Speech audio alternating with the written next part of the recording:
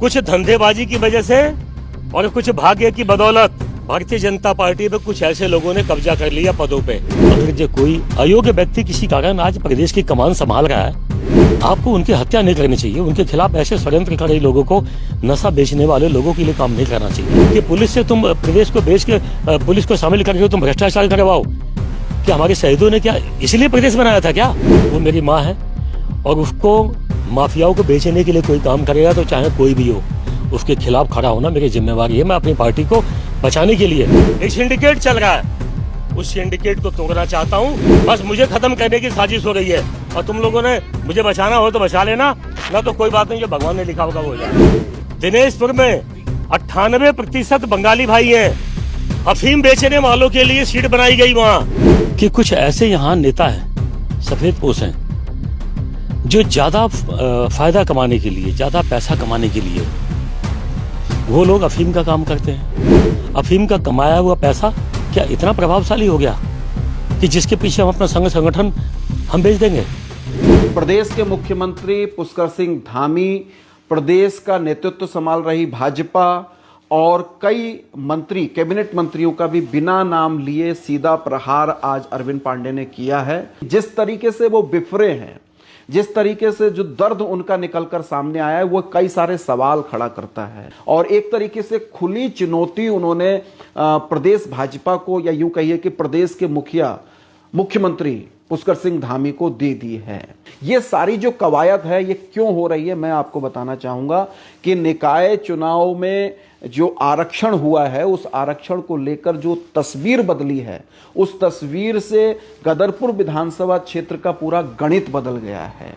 ऐलाने जंग कर दिया गया है अरविंद पांडे के द्वारा और वो बिल्कुल मुखर होकर स्पष्ट तौर पर सामने आए हैं। पिछले 3 साल में जो भी कुछ हो रहा है, वो दर्द, वो मर्म, या वो कहिए कि वो दबे हुए आंसू आज अरविंद पांडे के उजागर हुए हैं। भाजपा के पूरे चाल चरित्र, अनुशासन पर भी सवाल खड़े कर दिए हैं कि जो लोग इस समय भाजपा का नेतृत्व कर रहे हैं वो आखिर किस दिशा में जा रहे हैं। जो कर्मठ या जो पुराने आरएसएस के लोग हैं, जो संगठन के लोग हैं, उनको हाशिए पे क्यों डाला जा रहा है, इसकी पूरी पैरवी उन्होंने की है। तो क्या उन्होंने कहा है अपने कार्यकर्ताओं को संबोधित करते हुए, मैं आपको स्टूडियो से ही वो पूरी क्लिप सुनाता हूं कि जिन्होंने भारतीय जनता पार्टी के लिए तिनका कभी नहीं तोड़ा, जिंदगी भर दलाली किया, धंधेबाजी की, कुछ धंधेबाजी की वजह से और कुछ भाग्य की बदौलत भारतीय जनता पार्टी पे कुछ ऐसे लोगों ने कब्जा कर लिया पदों पे और वो लोग ऐसे भाग्य विधाता बने हुए हैं कि मेरे जैसे निष्ठावान लोगों को खत्म करने की साजिश रच रहे हैं। अगर जो कोई अयोग्य व्यक्ति किसी कारण आज प्रदेश की कमान संभाल रहा है। सुना दर्शकों, आपने स्पष्ट कह रहे हैं अरविंद पांडे कि अयोग्य व्यक्ति, वो अयोग्य व्यक्ति कौन है जो प्रदेश की कमान संभाले हुए है? ये बड़ा सवाल है, बड़ी बात है और ये बात अब सिर्फ गदरपुर तक या संतोष नगर अरविंद पांडे के विधायक तक ये बात नहीं रहने वाली है, बल्कि ये बात अब बहुत व्यापक होने वाली है और इसका राजनीतिक असर निकलकर जरूर आएगा, क्योंकि वो कह रहे हैं कि अयोग्य व्यक्ति के हाथ में कमान है। इससे पहले उन्होंने कहा कि जिन्होंने तिनका नहीं जोड़ा, जो सिर्फ धंधेबाजी करते रहे, जो दलाली करते रहे, वो आज बड़े पदों पर काबिज है भारतीय जनता पार्टी के अंदर। और ये बात भी सीधे सीधे मुख्यमंत्री पुष्कर सिंह धामी को इंडिकेट की जा रही है और बड़ा सवाल योग्यता पर अरविंद पांडे ने उठाया है, नेतृत्व पर उठाया है कि क्या पुष्कर सिंह धामी का जो नेतृत्व है वो अयोग्य नेतृत्व है। और उस पर जिस तरीके से सवाल खड़े किए गए हैं कि कैसे उनको मौका मिल गया, कैसे वो प्रदेश की कमान संभाले हुए हैं, जबकि उनसे ज्यादा कई वरिष्ठतम लोग हैं, उनको हाशिए पे डाल दिया गया है। बहरहाल आप एक बार फिर सुन लीजिए। अगर जो कोई अयोग्य व्यक्ति किसी कारण आज प्रदेश की कमान संभाल रहा है, जिसने बीजेपी को खड़ा करने के लिए कभी तिनका नहीं तोड़ा, ठीक है, भाग्यवास आप बन गए, बड़े पद पे बैठ गए, तो आपको अच्छा करना चाहिए।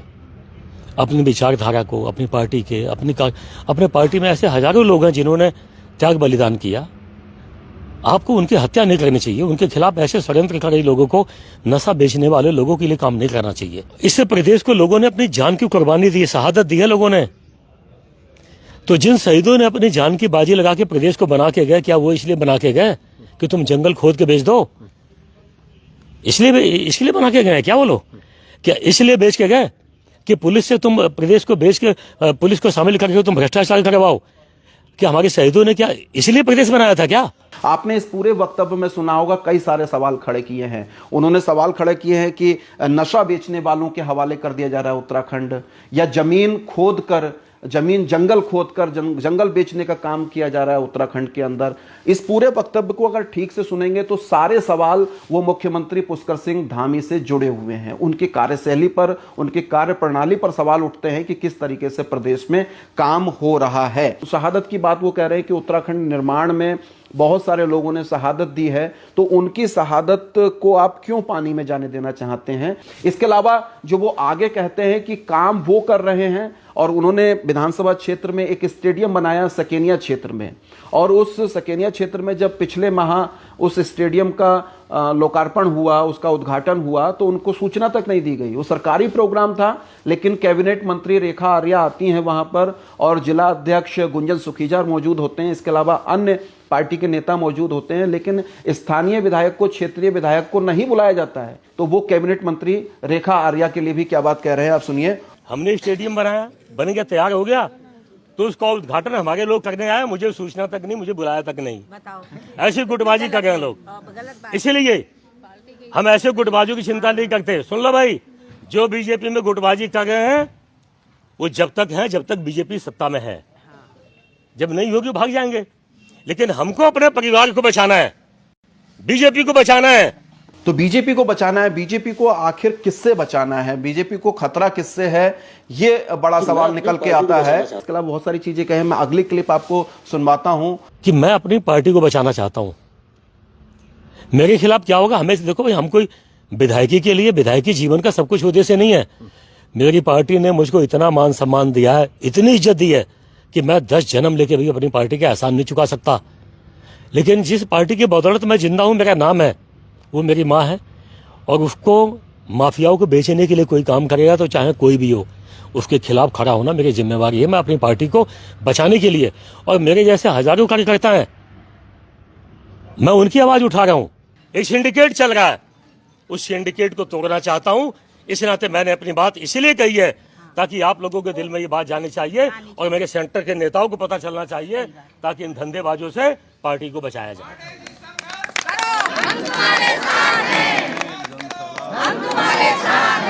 तो माफिया से बचाने की बात वो कह रहे हैं, वो कह रहे हैं कि सिंडिकेट चल रहा है। सिंडिकेट किस चीज का चल रहा है? अफीम का, स्मैक की बात वो कह रहे हैं, मैं उस पर आऊंगा, बहुत गंभीर मसला है। लेकिन उन्होंने कहा कि मैं माफियाओं से, पार्टी को माफियाओं से बचाना चाहता हूं। और जो सिंडिकेट चल रहा है, अब वो सिंडिकेट क्या गदरपुर विधानसभा क्षेत्र में चल रहा है या पूरे उत्तराखंड में चल रहा है? माफिया अगर भाजपा के अंदर हैं तो क्या सिर्फ गदरपुर में है, या पूरे उत्तराखंड के अंदर माफिया भाजपा के अंदर मौजूद हैं? क्योंकि बहुत तरीके की बातें उठती रही हैं, लेकिन कभी भी इन बातों को प्रमुखता नहीं दी जाती रही है। पर आज भारतीय जनता पार्टी का खुद का विधायक ये सवाल पूरे अपने मुख्यमंत्री की कार्यप्रणाली पर खड़ा कर रहा है, तो निश्चित तौर पर सोचना पड़ेगा कि माफिया क्या वास्तव में भाजपा को माफिया चला रहे हैं, सरकार पर क्या माफियाओं का ही कब्जा है? तो ये बहुत सोचने वाली बात है। और सिंडिकेट, किस चीज का सिंडिकेट चल रहा है, इस पर भी, इसको भी जो है सोचना पड़ेगा। अगली क्लिप आप और सुनिए, जो वो कह रहे हैं कि उनको खत्म करने की साजिश है।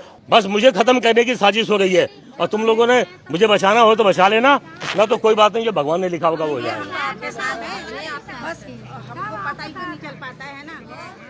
तो मेरे खिलाफ राजनीतिक साजिश हो रही है, राजनीतिक हत्या की साजिश हो रही है, ये बात अरविंद पांडे कह रहे हैं। कौन लोग राजनीतिक हत्या की साजिश रच रहे हैं, आखिर किससे खतरा है अरविंद पांडे को, ये बड़ी बात है। एक तरीके से ये कहा जाता है कि अजय भट्ट, मुख्यमंत्री पुष्कर सिंह धामी, राजेश शुक्ला, इन्होंने अपना मोहरा गुंजन सुखीजा को बनाया हुआ है, और गुंजन सुखीजा के मार्फत ही अरविंद पांडे के राजनीतिक सफाई की पूरी कोशिश की जा रही है। हालांकि वो ललकारते हैं इस बात को कि उनकी जो जीत है वो कार्यकर्ता और समर्थकों से है। कार्यकर्ता और समर्थक चाहेंगे तो वो कभी परास्त नहीं होंगे, और वो अपनी जगह काबिज रहेंगे। 4 पॉइंट आपको गिनाए हैं, ये कमतर हैं। जो 5वां पॉइंट अब जो वो बोलने वाले हैं वो सबसे खास है, और पूरी राजनीति वहीं से आकर वहीं पर टिकती है, क्योंकि अब वो दिनेशपुर का प्रकरण सामने आने वाला है। अगला बयान आप सुनिए।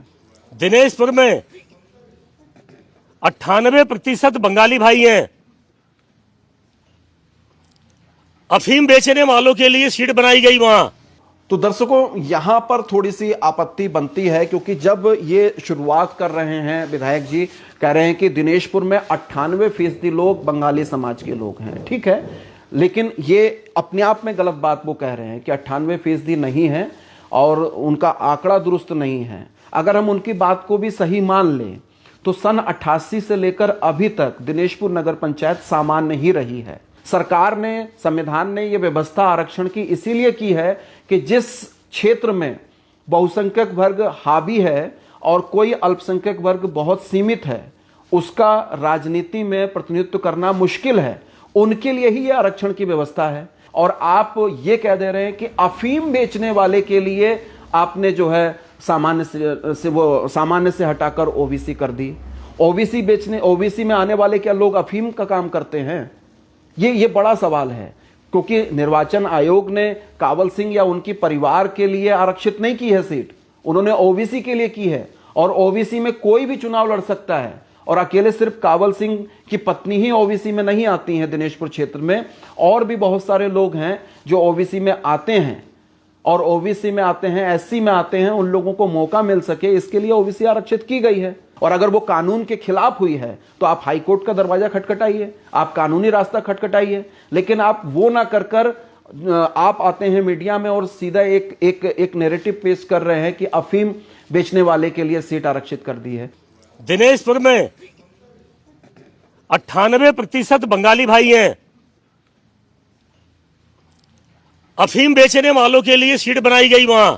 अफीम बेचने वालों के लिए सीट बनाई गई। अब बताइए, क्या मतलब ये कितनी गिरी हुई भाषा हो सकती है? ये कोई एक जनप्रतिनिधि की भाषा नहीं हो सकती, क्योंकि अफीम बेचने वाले के लिए सीट बनाई गई। निकाय चुनाव है, नगर पंचायत है, नगर पंचायत के अध्यक्ष के लिए, और इतनी बड़ी सरकार, सिस्टम, प्रशासन काम करता है, और एक विधायक ये कहते हैं कि अफीम बेचने वाले के लिए सीट बनाई गई है। आखिर जिनके लिए आप कह रहे हैं, इसको कैसे आप पुष्ट करेंगे? क्या वो लोग कभी जिनका आप नाम नहीं ले रहे, लेकिन मैं उनका नाम ले रहा हूं क्योंकि वही लोग इस समय प्रमुखता से हैं और आगे चीजें निकल के आएंगी, क्या उनके खिलाफ कभी कोई मुकदमा दर्ज हुआ है? अफीम, स्मैक तो छोड़िए, कभी कोई दफा 60 का भी मुकदमा, एक शराब का मुकदमा भी दर्ज हुआ हो तो बताइए। और जब कुछ इस तरह की चीजें नहीं हैं, और फिर आप कैसे आरोप लगा सकते हैं? और अगर आप आरोप लगा रहे हैं तो उसको सिद्ध करिए। वो क्षेत्र आप ही का क्षेत्र है, आप ही का दिनेशपुर है, और ओबीसी सीट हुई है तो वो अफीम बेचने वालों के लिए नहीं हुई है। इस पर आपको सुधार करना चाहिए। आगे वो क्या कह रहे हैं, इसको सुनिए। कि कुछ ऐसे यहां नेता हैं, सफेदपोश हैं, जो ज्यादा फायदा कमाने के लिए, ज्यादा पैसा कमाने के लिए वो लोग अफीम का काम करते हैं, स्मैक बेचते हैं। और सबूत इस बात का है कि जब वो पुलिस ने अफीम को पकड़ा है तो जो लोग पकड़े गए उनको छुड़ाने के लिए कथाकथित नेता और उनकी पत्नी तथाकथित नेता कौन है? अफीम पकड़ी गई आप कह रहे हैं थाने में दिनेशपुर में, तो तथाकथित नेता, क्या आप कावल सिंह के लिए कह रहे हैं इस बात को? फिर आप पत्नी को जोड़ते हैं। इस पूरे घटनाक्रम में आप एक महिला को लेके आ रहे हैं, सामने लेके आ रहे हैं। इस बात की पुष्टि आप कैसे करेंगे? क्या अगर बात आप ये कावल सिंह के लिए कर रहे हैं तो कावल सिंह की पत्नी जो मंजीत कौर हैं वो थाने में गई हैं किसी की पैरवी करने के लिए, इसको कैसे सिद्ध करेंगे? तो ये कितनी ओछी राजनीति है। तो एक महिला को इस पूरे प्रकरण में घसीट के लाना कहां तक जायज है, इसको एक बार आप फिर सुन लीजिए और तय करिए क्या ये सही शब्दावली है। तो जो लोग पकड़े गए उनको छुड़ाने के लिए कथाकथित नेता और उनकी पत्नी, उनके भाई भतीजे, उनको छुड़ाने के लिए हमेशा थाने में पहुंचे। थाने के सीसीटीवी मौजूद है, और जब वो जेल में चले आते हैं तो ये कथाकथित नेता लोग उनकी जमानत भी कराते हैं। बल्कि एक दो घटनाएं तो ऐसी हैं कि कई बार अफीम तो इन नेताओं की गाड़ी में पकड़ी गई है, वो गाड़ी मुकदमे में कायम है। अफसोस इस बात की है कि उस व्यक्ति के लिए, क्या वो व्यक्ति अफीम का कमाया हुआ पैसा क्या इतना प्रभावशाली हो गया कि जिसके पीछे हम अपना संगठन हम बेच देंगे? जो अनलीगल तरीके से वहाँ दिनेशपुर इलाके में जो हिंदू बाहुल्य क्षेत्र है वहाँ मस्जिद बना रखी है, मजार बना रखी है, अपराधी वहाँ आते हैं, संरक्षण लेते हैं, हत्या करके संरक्षण लेते हैं। और उन लोगों ने हमेशा बीजेपी का संगठन का हमेशा उन्होंने खिलाफत की है। पिछले कई चुनाव में उन लोगों ने हमेशा खिलाफत की है, कांग्रेस का बस्ता पकड़ा है। तो मजार बना रखी है, मस्जिद बना रखी है। देखिए, अब बात सीधे सीधे हिंदू मुसलमान पर आ जाती है। भारतीय जनता पार्टी के नेताओं के पास और कुछ नहीं बचता है, और यहाँ अरविंद पांडे जी के पास भी कुछ नहीं बन रहा है। अगर वो इनलीगल तरीके से मजार और मस्जिद बनी हुई है कावल सिंह के वहाँ डेरे पर, तो आप 15 साल से वहां पर विधायक हैं, आप ही की सरकार है, पिछले बार भी आपकी सरकार थी, आप तो कैबिनेट मंत्री थे, क्यों नहीं आपने ध्वस्त करा दी? क्यों नहीं आपने तोड़वा दिया? वो मजार तोड़वा देना चाहिए था, वो मस्जिद तोड़वा देना चाहिए। और अगर वहां पर अपराधी लोग आते हैं और अपराध में इन्वॉल्व लोग आते हैं, शरण मिलती है उनको, तो क्यों नहीं कावल सिंह को आपने अब तक जेल पहुंचा दिया गया? हम कोई कावल सिंह की पैरवी नहीं कर रहे हैं, पर किसी भी व्यक्ति को इस तरीके से घसीटना और इस तरीके से पूरे परिवार पर लांछन लगा देना, ये कोई अच्छी बात नहीं है। चलिए, इस बार आप विधायक हैं सिर्फ, पिछले बार 2022 तक तो आप कैबिनेट मंत्री थे ना, तब तो आपने कोई कार्रवाई नहीं की। और 2017 से पहले तो आप खुद वहां पर मत्था टेकने जाते थे।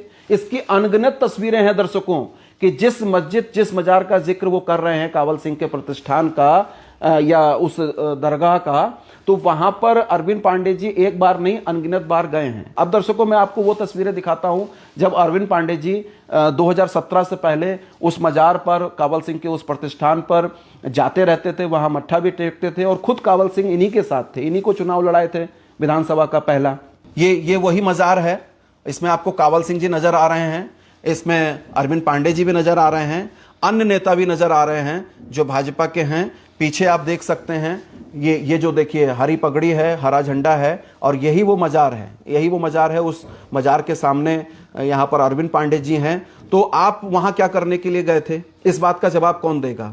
आप हाथ जोड़ के वहाँ खड़े हुए हैं, मजार में जाके आपने मट्ठा भी टेका है, और तब वो मजार ठीक थी, तब उसमें कोई दिक्कत नहीं था, तब कावल सिंह में कोई परेशानी थी जब वो आपको चुनाव लड़ा रहे थे। अरविंद पांडे के साथ फोटो है और कंधे पे हाथ डालकर बिल्कुल मौजूद हैं कावल सिंह। ये भी कावल सिंह के उसी डेरे की फोटो है जहां पर बुके देकर सम्मानित किया जा रहा है अरविंद पांडे जी को। ये देखिए पीछे भाजपा के प्रोग्राम में है और आप मौजूद हैं कावल सिंह जी के साथ। तो ऐसी अनगिनत फोटो हैं।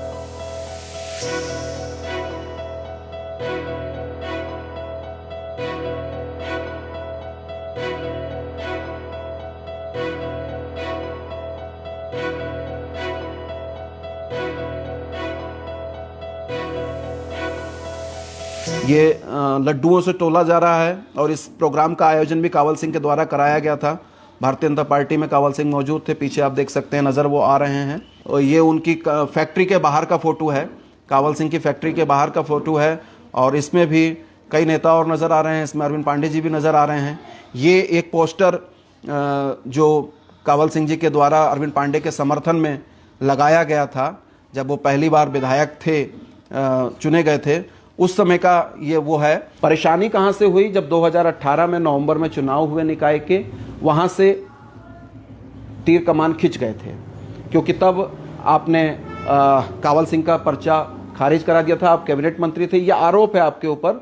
आपने कराया था नहीं कराया था ये तो उस समय का सिस्टम जानता है और आप लोग बेहतर से जानते होंगे, लेकिन कावल सिंह का ये आरोप है कि आपने पर्चा उनका खारिज करा दिया था 2018 में नवंबर में, और तब से तलवारें खिंची हुई हैं, तब से तलवारें खिंची हुई हैं। और पूरा 5 साल जब आप कैबिनेट मंत्री रहे तो एक तरीके से काफ़ी आरोप प्रत्यारोप, बहुत सारी चीज़ें एक दूसरे को नीचा दिखाने के लिए होती रही। और अब 2022 के बाद 22 में आपको चुनाव हराने के लिए कावल सिंह प्रेमानंद महाजन के साथ खड़े हुए, जो आप कह रहे हैं कि वो कांग्रेस का उन्होंने प्रचार किया, झंडा बैनर सब कुछ किया। तो जो प्रतिद्वंदी है और प्रतिद्वंदी को पटकनी देने के लिए इस तरीके की चीज़ें होती रहती हैं राजनीति में। तो कावल सिंह ने फिर अरविंद पांडे के खिलाफ प्रेमानंद महाजन को चुनाव लड़ाया, ये भी लोग जानते हैं। और आज स्थिति ऐसी बन गई 3 साल के बाद, क्योंकि निकाय चुनाव हुआ है तो ओबीसी का आरक्षण हो गया है। फिर कावल सिंह भाजपा में हैं, वो चुनाव खुद नहीं लड़ रहे हैं क्योंकि वो ओबीसी में नहीं आते हैं, उनकी पत्नी ओबीसी में आती हैं, और पत्नी ओबीसी में आती हैं, इसलिए वो चुनाव लड़ रही हैं। और ये माना जा रहा है कि वो निर्विरोध चुनाव वहाँ से जीत भी सकती हैं। लेकिन ये बहुत अहम का विषय बन गया है, और आप उसमें पूरा आग में घी डालने का काम आज किया गया है। और ये बात सच है कि अरविंद पांडे को कमज़ोर करने की कोशिशें गदरपुर विधानसभा क्षेत्र से लेकर प्रदेश स्तर तक हो रही हैं। मैं उनकी इस बात के से सहमत हूं पूरी तरीके से, ये तो सच है।